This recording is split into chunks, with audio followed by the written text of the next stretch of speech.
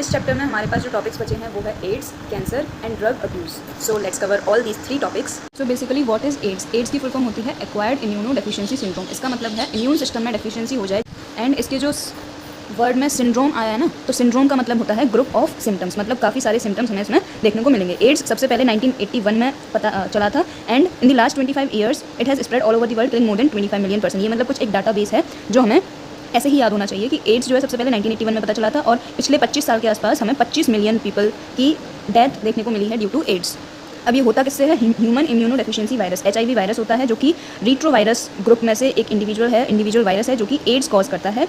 And इसका transmission कैसे होता है? सेक्सुअल कांटेक्ट हो जाए अगर इन्फेक्टेड पर्सन से, या फिर कंटामिनेटेड ब्लड प्रोडक्ट्स का ट्रांसफ्यूजन हो जाए, या फिर इन्फेक्टेड नीडल्स शेयर कर दें। तो ये कुछ ट्रांसमिशन के मेथड्स हैं HIV इन्फेक्शन के ट्रांसमिट होने के मेथड्स।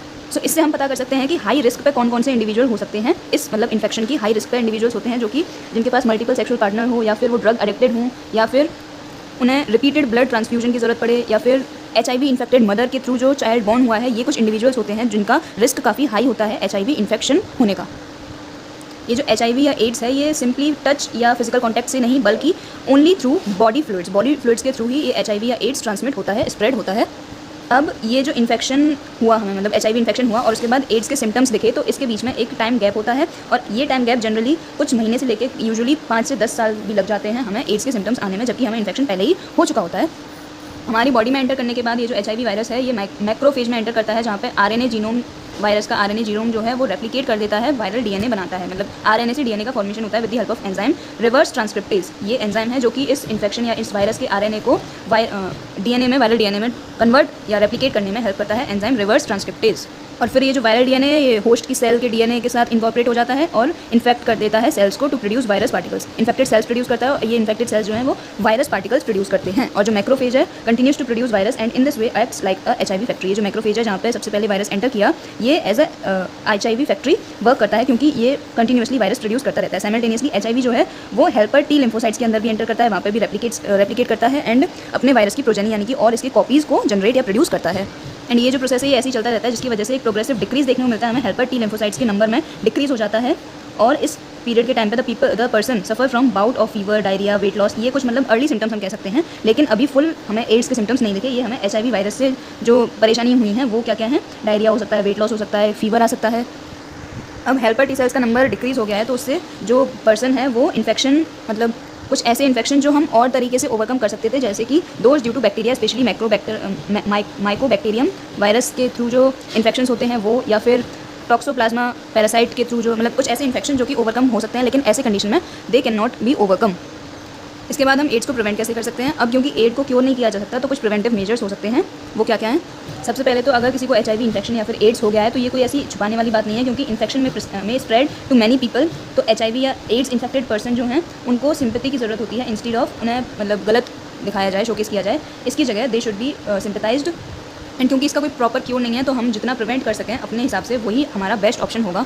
लाइक WHO ने भी कुछ काफ़ी सारे प्रोग्राम्स स्टार्ट करे हैं to prevent the spreading of HIV infection.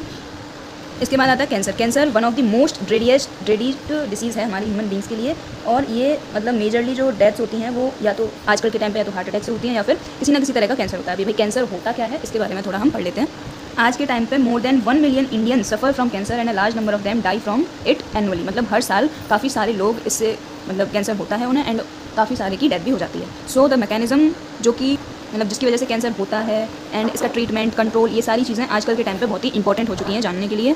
तो हमारी बॉडी में सेल ग्रो करता है एंड डिफरेंशिएट करता है in highly controlled and regulated, मतलब cell differentiation and cell growth काफ़ी ज़्यादा कंट्रोल और रेगुलेटेड होता है। कैंसर सेल्स के अंदर ये कुछ रेगुलेटरी मैकेनिज्म्स होते हैं, जैसे नॉर्मल सेल एक प्रॉपर्टी शो करता है जिसको हम बोलते हैं कॉन्टैक्ट इनहिबिशन, जिसके वजह से अगर कोई सेल दूसरे सेल के साथ मतलब कॉन्टैक्ट में आ जाए तो उसकी ग्रोथ इनहिबिट हो जाती है, यानी कि उसकी ग्रोथ रुक जाती है। लेकिन बेसिकली हम अगर बात करें तो जो नॉर्मल सेल्स होते हैं उनके पास कॉन्टैक्ट इनहिबिशन की प्रॉपर्टी होती है, जिसकी वजह से अगर वो किसी और सेल के साथ कॉन्टैक्ट में आ जाते हैं तो उनका ग्रोथ जो है वो थोड़ा सा स्लो डाउन हो जाता है, उनकी जो अनकंट्रोल ग्रोथ है वो इनहिबिट हो जाती है। वेरस जो ट्यूमर सेल्स या फिर कैंसर सेल्स होते हैं उनका जस्ट अपोजिट होता है। कैंसर सेल्स के पास ये प्रॉपर्टी नहीं होती, जिसकी वजह से कैंसर सेल्स कंटिन्यू करते रहते हैं। जैसे वो मास ऑफ सेल्स के कॉन्टैक्ट में आएंगे तो वो अपने आप को और ज़्यादा ग्रो करेंगे, और इन कैंसर सेल्स को फिर हम ट्यूमर बोलते हैं।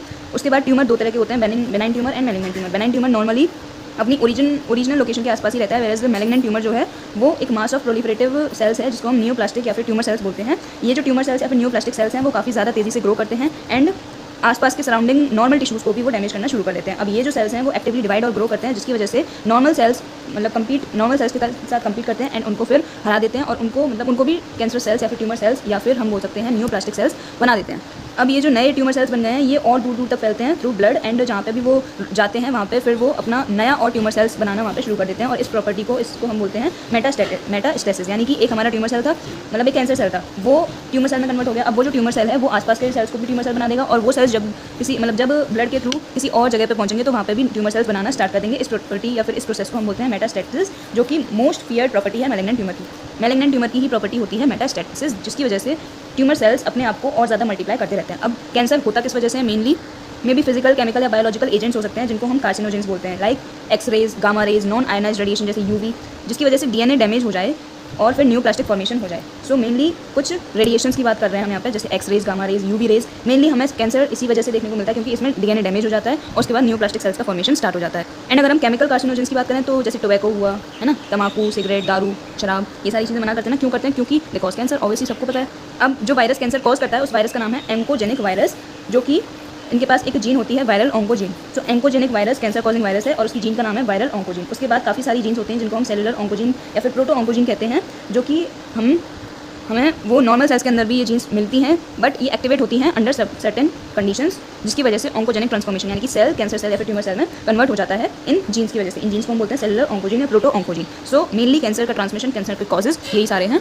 इसके बाद हम पता कैसे करेंगे और फिर उसको डायग्नोस कैसे करेंगे? तो अर्ली डिटेक्शन कैंसर का जो है वो एसेंशियल इसीलिए है क्योंकि ये डिसीज़ को आराम से हम ट्रीट कर सकते हैं और उस किसी भी पर्सन को हम उसकी लाइफ सेव कर सकते हैं। Cancer detection is based on biopsy. Biopsy एक मेथड है या फिर हिस्टोपैथोलॉजिकल स्टडीज़ जिसके थ्रू हम ब्लड और टिश्यूज़ की स्टडी करते हैं, बोन मैरो का टेस्ट करते हैं, जिससे कि हमें कैंसर का पता चल सकता है। अब कुछ ऐसी टेक्नोलॉजीज़ हैं जैसे कि रेडियोग्राफी या फिर सीटी या एमआरआई, ये काफ़ी यूजफुल हैं कैंसर का, मतलब इंटरनल ऑर्गन्स का अगर कैंसर हमें लग रहा है तो उसको डिटेक्ट करने के लिए वी कैन यूज़ रेडियोग्राफी, जो कि एक्सरे यूज़ करता है। मतलब ये रेडियोग्राफी के अंदर एक्सरेज यूज़ होते हैं। सीटी यानी कि कंप्यूटेड टोमोग्राफी एंड एमआरआई की फुल फॉर्म है मैग्नेटिक रेजोनेंस इमेजिंग। ये फुल फॉर्म्स भी हमें याद होनी चाहिए एंड ये मेथड्स हैं जिससे हम कैंसर को डिटेक्ट कर सकते हैं अगर इंटरनल ऑर्गन्स में है तो।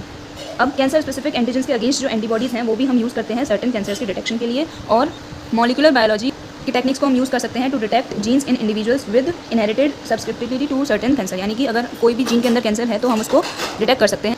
अब कैंसर का ट्रीटमेंट क्या है? तो मेनली सर्जरी या रेडिएशन थेरेपी या फिर इम्यूनोथेरेपी, ये कुछ मेथड्स हैं जिससे कि हम कैंसर को ट्रीट कर सकते हैं अगर वो हमें अर्ली डिटेक्ट हो गया है तो।